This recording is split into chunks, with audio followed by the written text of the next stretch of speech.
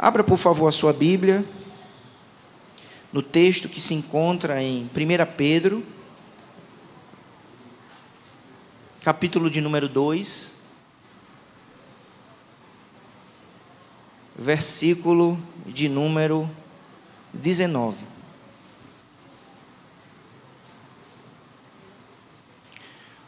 Vamos ler a partir do 18. Fiquemos de pé para a leitura da Sagrada Escritura. Servos, sede submissos com todo o temor ao vosso Senhor, não somente se for bom e cordato, mas também ao perverso. Verso de número 19. 1 Pedro, capítulo 2, 19. Porque isto é grato, que alguém suporte tristeza, sofrendo injustamente, por motivo de sua consciência para com Deus. Pois que glória há, se pecando e sendo esbofeteados, por isso suportais com paciência. Se, entretanto, quando praticais o bem, sois igualmente afligidos e o suportais com paciência, isto é grato a Deus. Porquanto para isto mesmo fostes chamados, pois que também Cristo sofreu em vosso lugar, deixando-vos exemplo para seguir os seus passos, o qual não cometeu pecado, nem dolo algum se achou em sua boca, pois ele, quando trajado, não revidava com o traje, quando maltratado, não fazia ameaças, mas entregava-se àquele que julga retamente, carregando ele mesmo em seu corpo sobre o madeiro os nossos pecados, para que nós, mortos para os pecados, vivamos para a justiça. Por suas chagas fostes sarados, porque estavais desgarrados como ovelhas. Agora, porém, vos convertestes ao pastor e bispo da vossa alma. Amém e amém. Podem sentar, amados irmãos. Que o Espírito Santo esteja aplicando em nossos corações esta maravilhosa porção da palavra do Senhor. Que sejamos verdadeiramente edificados e alimentados pela palavra do Senhor. O apóstolo Pedro, irmãos, ele, nesse parágrafo que nós acabamos de ler, ele fala a respeito do sofrimento. O contexto em que Pedro escreveu esta carta era um contexto de muito sofrimento. Os cristãos estavam passando por grandes lutas, perseguições, dificuldades. Por isso que na epístola que Pedro escreve, ele fala muito de sofrimento. E nesse capítulo, ou melhor, nesse parágrafo que nós acabamos de ler, ele vai, pelo Espírito Santo de Deus, nos ensinar como lidar com o sofrimento. Como lidar com o sofrimento. A vida de um cristão autêntico é marcada, sim, por lutas, sofrimentos, tentações e dificuldades. Os cristãos, no tempo de Pedro, enfrentaram essas lutas, e nós também enfrentamos esta realidade, mesmo sendo salvos, herdeiros dos céus, crentes em Cristo Jesus, enfrentamos o sofrimento e precisamos aprender a lidar com o sofrimento. E o trecho aqui nos apresenta alguns princípios. E o primeiro princípio que o texto nos ensina, irmãos, é a necessidade que temos de distinguir a natureza do sofrimento. Preciso distinguir a natureza do sofrimento. Qual é o tipo do meu sofrimento? Por que eu estou sofrendo? E o apóstolo Pedro aqui, ele vai apresentar-nos dois tipos de sofrimento. Um sofrimento que ele apresenta aqui como um sofrimento justo. E um outro tipo de sofrimento que é um sofrimento injusto. Ele vai falar desse sofrimento justo no versículo 22. No versículo 20. Ele diz, pois, acompanhe por favor na sua Bíblia. 1 Pedro capítulo 2, versículo 20. Pois que glória há se pecando e sendo esbofeteados por isso, o suportais com paciência. Então, em primeiro lugar, o apóstolo aqui fala de um sofrimento que é fruto do pecado. Eu estou sendo, ele coloca aqui expressões bem fortes. Eu estou sendo afrontado, esbofeteado. Mas esse sofrimento tem sido, eu tenho sofrido, eu tenho enfrentado como resultado do pecado. Então não há glória, não há nenhum louvor nisso, não há nenhuma vantagem, não há nenhum objeto de elogio. É isso que ele diz: pois que glória há, se pecando e sendo esbofeteado por isso, suportais com paciência. Então, em primeiro lugar, o apóstolo Pedro apresenta um sofrimento que é resultado do pecado. O apóstolo Pedro apresenta um sofrimento que é consequência do pecado. O pecado, irmãos, traz sofrimento. O pecado traz consequências. O pecado traz lutas, traz dissabores. E é isso que ele apresenta. E na carta a gente vê possíveis exemplos, né? Às vezes, ele está falando aqui do contexto da relação de servo e de senhor, de empregado e patrão. Às vezes o empregado está sofrendo, mas às vezes o sofrimento daquele empregado porque ele não está cumprindo os seus compromissos, ele não está trabalhando como deveria, ou o patrão está sofrendo uma causa na justiça, e talvez porque não esteja pagando, né, os direitos trabalhistas devidamente. Ou seja, é um tipo de sofrimento, mas um sofrimento que é resultado de quebra de princípios. Ou o esposo que está enfrentando lutas e sofrimentos, mas às vezes essas lutas e sofrimentos que o esposo está enfrentando são consequências de quebra de princípios. Ou a esposa, ou os filhos, ou uma família que está sofrendo. Então, em primeiro lugar, o Espírito Santo nos ensina a enfrentarmos o sofrimento percebendo que tipo de sofrimento eu estou vivenciando. Será que o que estou sofrendo é resultado de pecados, de quebra de princípios, de escolhas erradas? Mas, meus amados irmãos, há um outro tipo de sofrimento, que é o que ele apresenta como um sofrimento injusto. Há um sofrimento que não é resultado de pecados. Há sofrimentos que não são resultados de quebra de princípios. E é o que ele vai nos apresentar a partir do versículo 19, veja aí. Porque isto é grato, isto é louvável, isto é aprovado por Deus. Verso 19. O quê? Que alguém suporte tristezas sofrendo injustamente. Aqui ele apresenta um outro tipo de indivíduo que está enfrentando um sofrimento injusto. Ele é vítima de uma ação pecaminosa.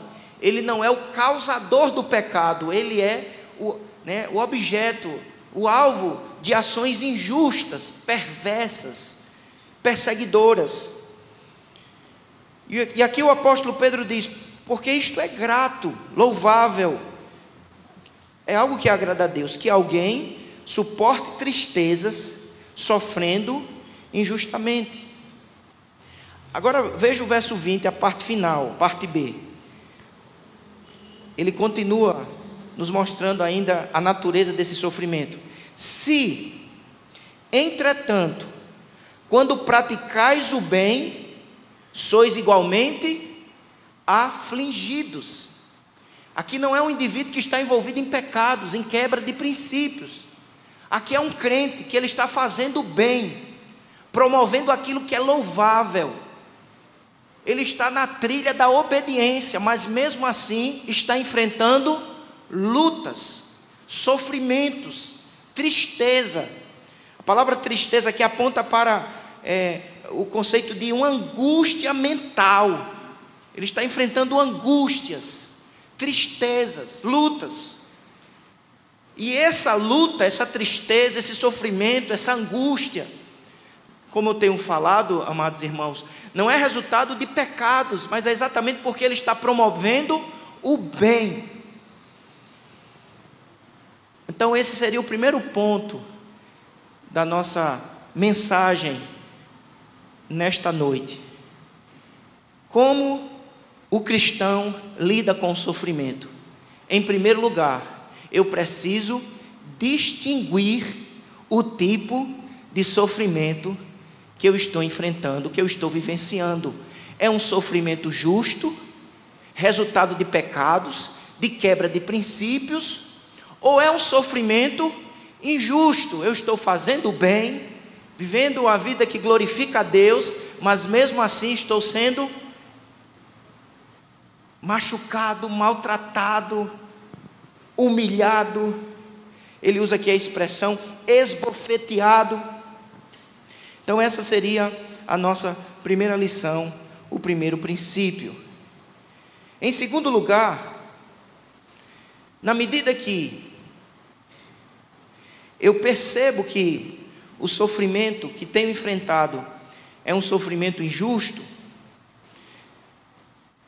de que maneira então o crente que sofre injustamente deve agir? Você que está sofrendo injustamente, você que é um crente, mas mesmo assim está sofrendo injustamente, como agir?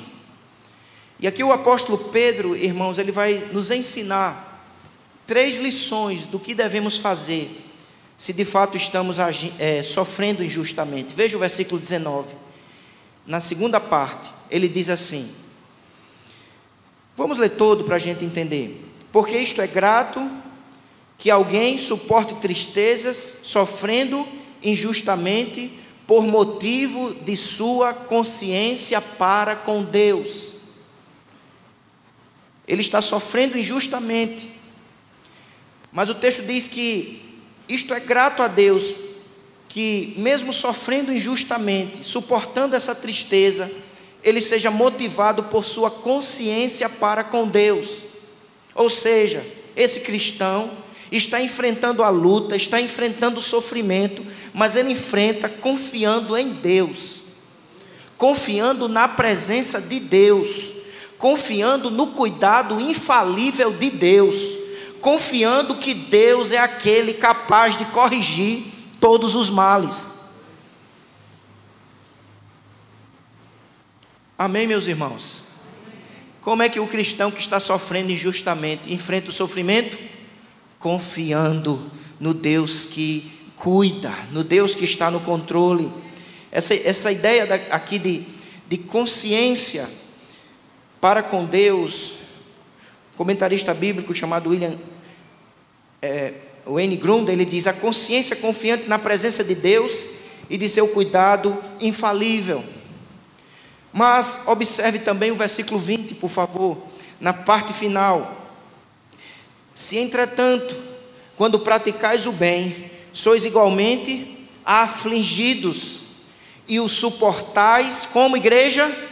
Com paciência.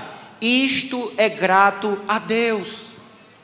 Portanto, você que é um cristão, que está na trilha da obediência, promovendo o bem, semeando a paz, mas mesmo assim você tem enfrentado luta, sofrimento e até mesmo perseguição, por intermédio da palavra, somos instruídos a permanecermos confiando no Deus que é soberano.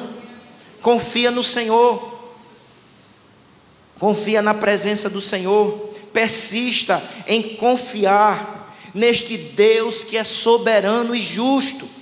Essa é a ideia de paciência, ou seja, eu persisto, eu persevero em confiar neste Deus que está presente, neste Deus que cuida, neste Deus que é soberano, e mesmo em meio ao sofrimento, Ele é capaz de encaminhar todas as coisas conforme a sua soberana vontade.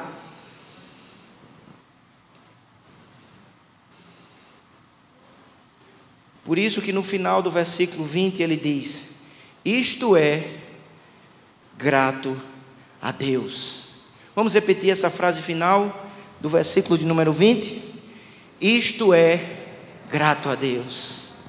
Há um cristão que sofre, ele sofre injustamente, mas em meio ao sofrimento, ele continua confiando no Senhor, persistindo em confiar no Deus que é soberano, sábio e justo. Louvado seja o nome do Senhor.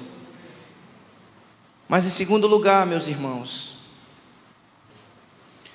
o apóstolo Pedro nos ensina a lidar com o sofrimento, não apenas confiando pacientemente no Deus justo, soberano e sábio, mas também nos lembrando de quem é o nosso exemplo.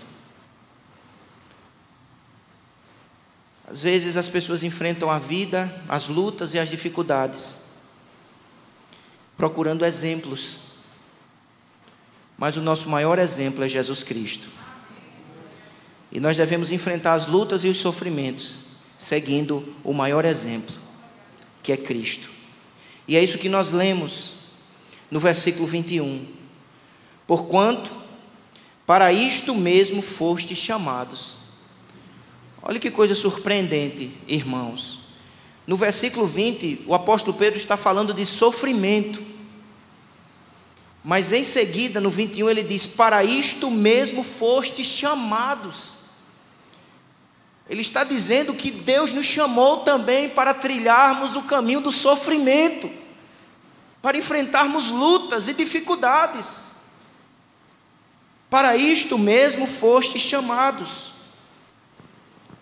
E ele continua dizendo assim: pois que também Cristo sofreu em vosso lugar. Cristo sofreu em nosso lugar. A vida de Jesus foi marcada por sofrimento. E o sofrimento de Jesus foi um sofrimento substitutivo. Ele sofreu em nosso lugar, deixando-vos exemplo para seguirdes os seus passos. Portanto, o versículo 21 nos diz que nós somos chamados para o sofrimento, até mesmo o sofrimento injusto. Mas neste sofrimento nós devemos seguir o exemplo de Cristo, deixando-vos exemplo para seguirdes os seus passos. A palavra exemplo, irmãos, nesse texto é a mesma palavra para marcas. Então é como se ele estivesse dizendo que Jesus deixou marcas, e nós devemos seguir as suas marcas. Antigamente, as professoras ensinavam as crianças a escreverem, a aprender o alfabeto. Elas desenhavam a letra e a criança ia riscando, por cima da letra, ia acompanhando as marcas. Então é exatamente isso que o texto quer nos mostrar. Jesus deixou marcas, Jesus deixou letras, e cabe a nós marcarmos, trilharmos as marcas do Senhor, o exemplo do Senhor, o caminho que Ele trilhou. E as marcas que Jesus deixou foram marcas também de sofrimentos, de sofrimento. Essas são as marcas. Portanto, somos instruídos pelo Espírito Santo a enfrentarmos o sofrimento, lembrando-nos do exemplo de Cristo, mas não apenas nos lembrando do exemplo de Cristo, seguindo o seu exemplo, trilhando as marcas, os passos que Ele deixou para nós. Quais são estas marcas? A primeira marca, o primeiro exemplo que é deixado para nós por intermédio de Jesus, está no versículo 22 e 23. Observe aí: o qual não cometeu pecado, nem dolo algum se achou em sua boca.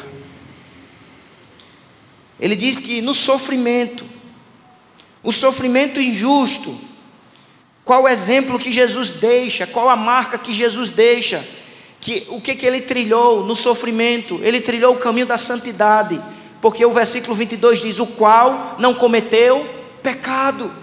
Ele não abriu mão de princípios, Ele não colocou o sofrimento como desculpa para pecar. Mesmo no sofrimento injusto, Ele não cometeu pecado. E no versículo 22, a segunda parte diz: nem dolo algum se achou em sua boca. No sofrimento, muitas vezes abrimos a boca para pecar, para murmurar, para questionar a soberania de Deus, a sabedoria de Deus, a suficiência da sua palavra. Mas o Espírito Santo, irmãos, convoca a mim e a ti a seguirmos as marcas de Jesus, a seguirmos o exemplo de Jesus, mesmo que a nossa vida esteja marcada por sofrimento. Mas mesmo no sofrimento não podemos abrir mão da santidade. No sofrimento devemos abrir a nossa boca para glorificar a Deus, para reafirmarmos a nossa confiança nele. Ele é o Senhor da nossa vida, Ele está no controle da nossa história. Muitas vezes não sabemos nem o porquê, nem o para quê, mas uma coisa sabemos: o Senhor é Deus, sábio, soberano, e jamais Ele perde o controle. Este foi o exemplo de Jesus. Estas foram as marcas que Ele deixou para que pudéssemos seguir, copiar. Ele não cometeu pecado, nem dolo algum se achou em sua boca. O que é que tem saído da sua boca? Diante das lutas, dos sofrimentos, das injustiças, dos esquecimentos, da boca de Jesus não saiu nenhum dolo, nenhum pecado.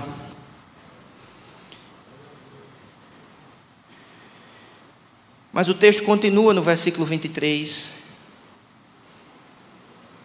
O que nos diz o versículo 23? Pois ele, quando trajado, não revidava com o traje.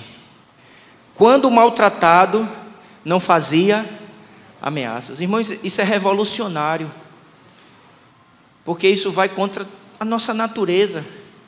Isso é absolutamente espiritual. O homem natural não compreende estes princípios, essa postura. Porque o homem natural é olho por olho, dente por dente. Se fui ultrajado, irei revidar. Se fui maltratado, irei fazer ameaças. Mas quais as marcas que você tem seguido? Qual o exemplo que você tem construído? O nosso exemplo é Cristo acima de tudo, meus irmãos. O Senhor não nos legitima a agirmos nem mesmo a partir do pai, da mãe, ou da própria família. Nós somos chamados a viver uma vida nova, sobrenatural, que segue agora o exemplo de Jesus, os passos de Cristo, mesmo no sofrimento. O qual não cometeu pecado, verso 23, ele, quando trajado, não revidava. Ou melhor, isso, quando trajado não revidava com o traje, quando maltratado, não fazia ameaças. Capítulo 20 de Números mostra-nos o exemplo que um momento que Moisés enfrentou. Moisés estava no deserto,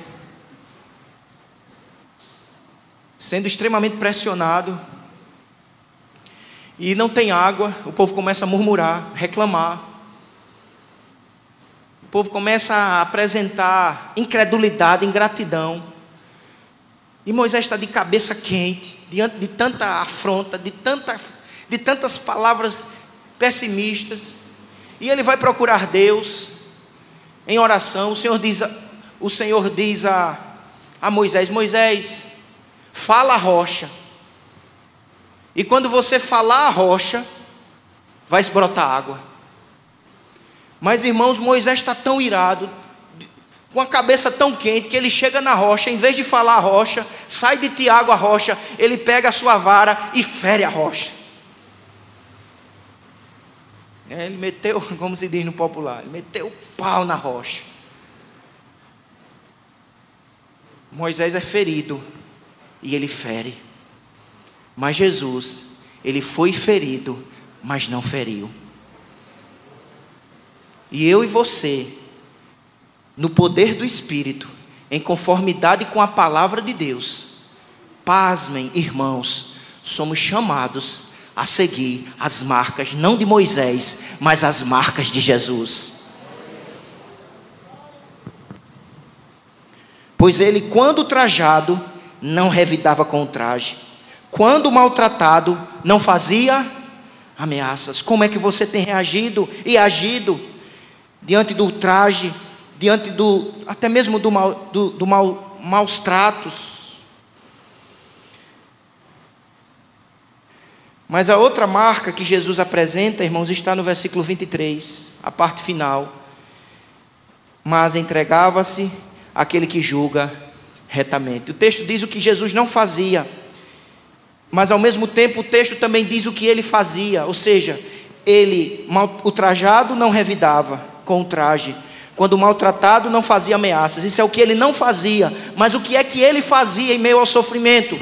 Entregava-se àquele que julga retamente. Somos chamados à entrega. Entregue a sua situação, entregue a sua vida, entregue as suas emoções, entregue o seu sofrimento, entregue até mesmo a vida dos inimigos ou daqueles que se levantam para lhe afrontar e que têm sido os sujeitos do sofrimento. Entregue nas mãos daquele que julga retamente. Mas entregava-se àquele que julga retamente. Coloque nas mãos do justo juiz de toda a terra. O verbo aqui, irmãos, entregar, ele está no modo que aponta para uma ideia de ação repetitiva. Ou seja, não é que eu entreguei uma vez e nunca mais entregarei. Entregue, continue entregando. Exercite a sua fé no Deus que está no controle de tudo e que é o justo juiz de toda a terra e que julga retamente. Entregue a sua dor, entregue a sua vida, entregue a sua situação, entregue o sofrimento nas mãos daquele que é o justo juiz de toda a terra. No sofrimento, confie, espere. No sofrimento, siga as marcas, as pisadas, as pegadas de Jesus, conforme nos diz os versos 22 e 23. Mas o terceiro princípio que o texto nos ensina, amados irmãos, aprendemos no versículo 24 e no versículo 25. Traga à memória aquilo que você é e aquilo que você tem. Você está sofrendo, você está na luta, mas saiba que uma poderosa obra foi realizada na tua vida por Jesus Cristo. E circunstância difícil nenhuma roubará aquilo que Jesus já te deu. Sofrimento e dificuldade nenhuma retirará a obra que Jesus já realizou na tua alma, na tua vida. Diante do sofrimento, diante da luta, traga à memória aquilo que te dá esperança. E o que te dá esperança é Jesus Cristo. E o que nos dá esperança é saber que Ele já agiu na nossa vida. Já fomos alvos do seu poder, da sua graça. Não há só sofrimento para contar, não há só luta para dizer a obra de Jesus em nós. E talvez porque você é quem você é, porque Cristo alcançou a tua vida, transformou a tua história, porque você está enfrentando estas lutas, estas dificuldades. E é exatamente isso que nós aprendemos no versículo 24. Porque no versículo 24 nós temos a essência do Evangelho. Ele está falando de ameaças, de sofrimentos, mas de repente o Espírito Santo leva Pedro a registrar o Evangelho, porque é no sofrimento que devemos trazer a boa notícia, e a boa notícia é Jesus Cristo e a sua obra. E isso ele fala no versículo 24, quando ele diz assim: carregando Ele mesmo em seu corpo sobre o madeiro os nossos pecados. Você está sofrendo, você está na luta, mas traga à memória o Evangelho. Traga à memória Jesus Cristo, que sendo Deus se fez homem para nos representar, para nos substituir naquele madeiro, carregando Ele mesmo em seu corpo sobre o madeiro os nossos pecados.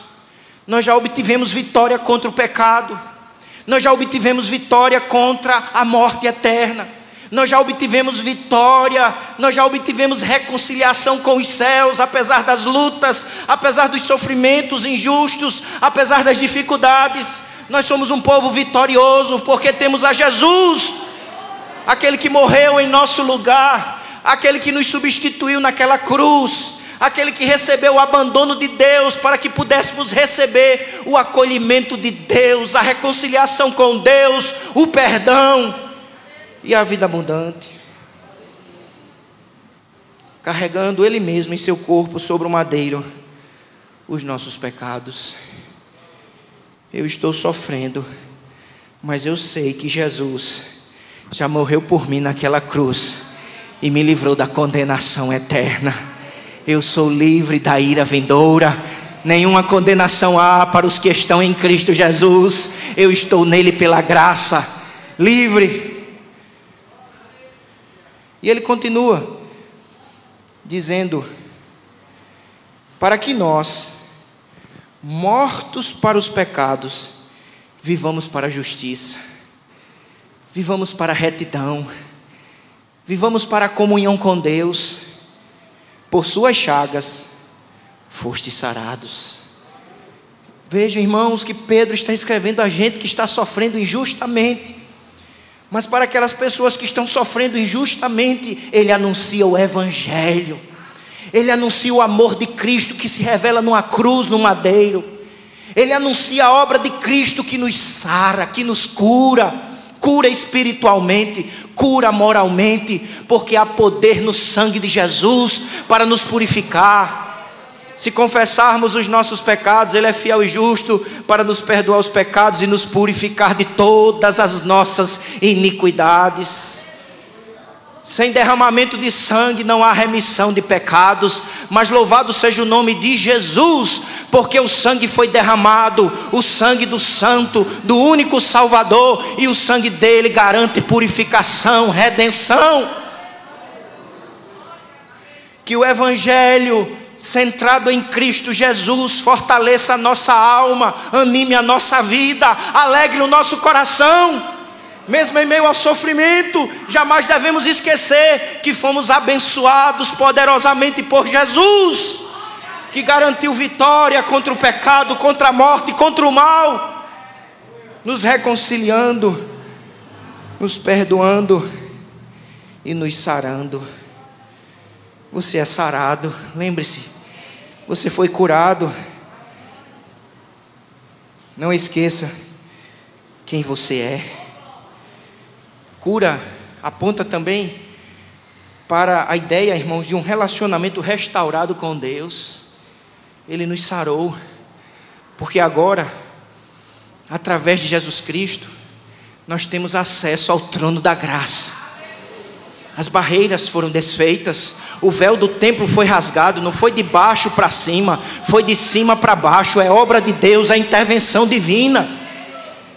Nós temos acesso ao trono e podemos exercer o ofício de sacerdotes e colocar diante do Senhor as nossas lutas, angústias, e verdadeiramente entregar, sabendo que Ele vai receber, Ele vai cuidar, Ele vai amparar. Curados, sarados, significa dizer, irmãos, que os benefícios que Cristo conquistou naquela cruz foram dados a nós. Ser sarado é ser perdoado, ser sarado é ser justificado, ser sarado é estar num processo de santificação, aperfeiçoamento. Ser sarado é ter sido adotado por Deus através de Jesus Cristo, é ser considerado filho. Ser sarado é estar unido a Cristo. Ser sarado é desfrutar de verdadeira comunhão real, verdadeira, abundante. Traga memória, no meio do sofrimento, aquilo que você é e o que você tem. Você tem Jesus, e quem tem Jesus tem cura, tem libertação, tem restauração, tem vida nova. Que da sua boca saia o Evangelho, e que o seu coração esteja inundado destas promessas, porque há um versículo que diz que a boca fala o que o coração está cheio, e que no sofrimento o seu coração se encha de Cristo, do Evangelho, das promessas de Deus. Eu estou sofrendo, mas eu sou sarado. Mas em terceiro lugar, irmãos, a terceira verdade que o texto nos ensina aqui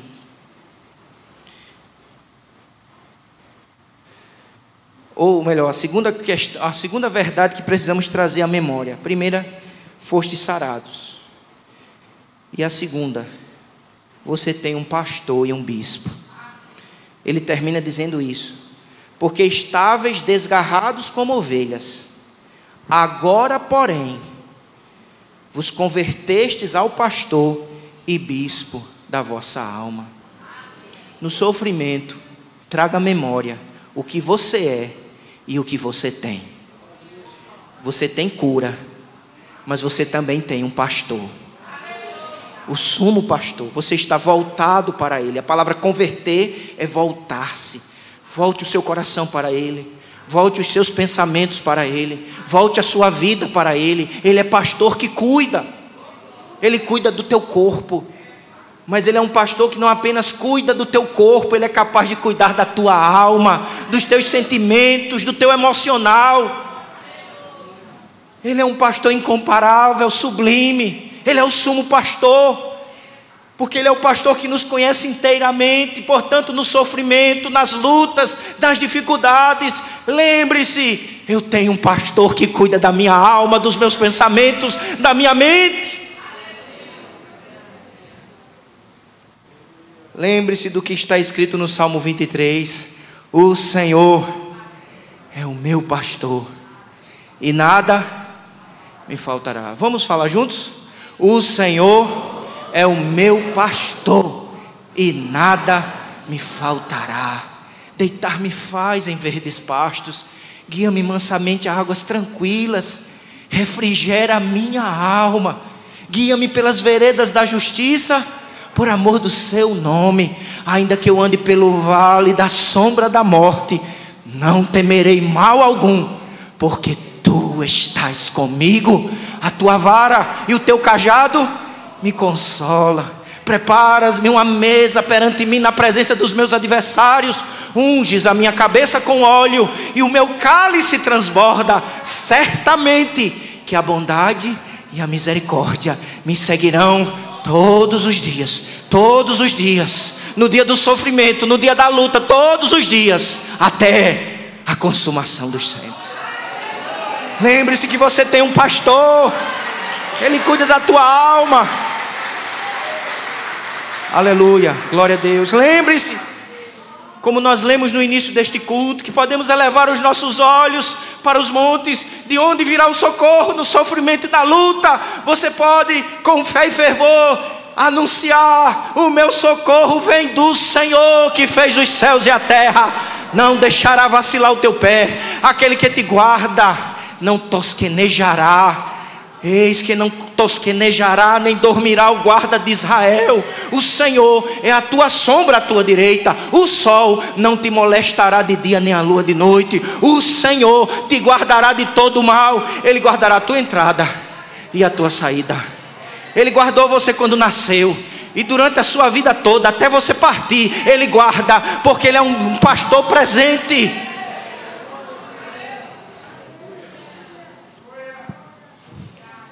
Enfrente a luta, convicto de que você tem um pastor que cuida da tua alma.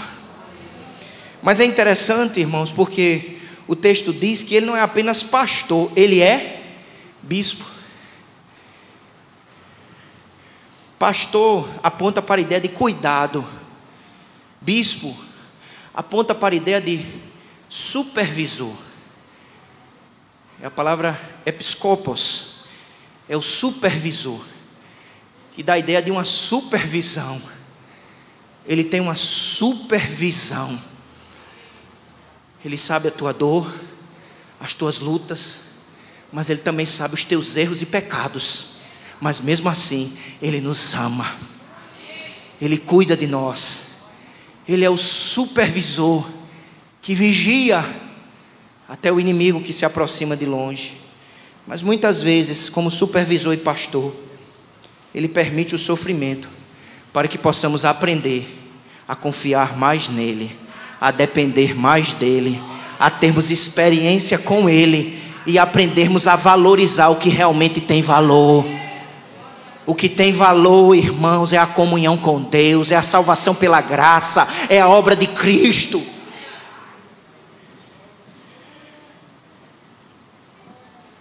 Eu quero caminhar para a conclusão desta palavra, fazendo duas perguntas. A primeira é: qual a causa do teu sofrimento? Por que sofres? Sofres por causa de pecados, de quebra de princípios? Se assim tu sofres, há esperança para ti, porque hoje é noite de arrependimento e de conserto. Se tu estás sofrendo por causa de pecados, Deus te chama nesta noite ao quebrantamento, ao arrependimento sincero. Porque aquele que se quebranta e se arrepende recebe gratuitamente perdão, reconciliação, purificação, renovo. Ele vai te levantar. Por que sofres? Tens sofrido injustamente? Sofres porque tens trilhado o caminho do bem, da obediência, do bom testemunho? Aqueles irmãos estavam sofrendo injustamente. Qual o crime que haviam cometido? Confessarem a Jesus, viverem a obediência ao Senhor, declararem que Jesus é o Senhor e só Ele é o Senhor. Eles estavam sofrendo injustamente. Se sofres injustamente, há uma palavra de Deus para o teu coração. Continua confiando no justo juiz de toda a terra. Ele está no controle, Ele tudo vê, Ele é soberano. No sofrimento e na luta que tens enfrentado, reafirma a tua dependência e a tua confiança neste Deus maravilhoso, que já provou o seu amor para conosco, através de Jesus Cristo. Tenha paciência, essa luta vai passar. Às vezes, irmãos, no deserto, Deus nos ensina lições preciosas. Tem lições, irmãos, que Deus ensina a mim e a ti, que elas só são aprendidas no deserto. Por isso que grandes homens de Deus tiveram que passar pelo deserto. Deus está trabalhando, Ele é soberano. Não importa onde você esteja, ou no monte ou no vale, Ele vai contigo. Lembre-se, no sofrimento, talvez você diga assim: eu não tenho motivo para me alegrar, é só luta, é só sofrimento, é só dificuldade.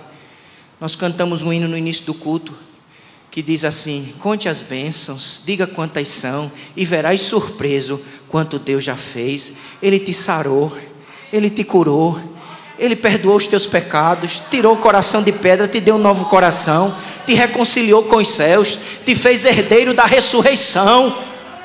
Conte as bênçãos na luta, nos sofrimentos. Não abra sua boca para pecar, mas para adorar. Eu sou sarado, reconciliado, liberto, perdoado.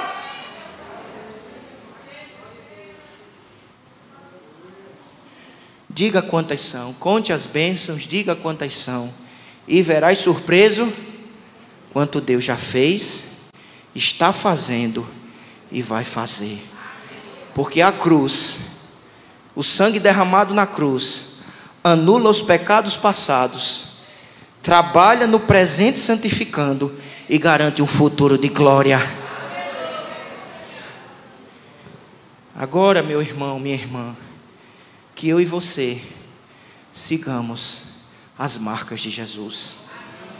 Siga as marcas de Jesus. Ah, se eu não tenho força, isso é sobrenatural. E é mesmo, é sobrenatural.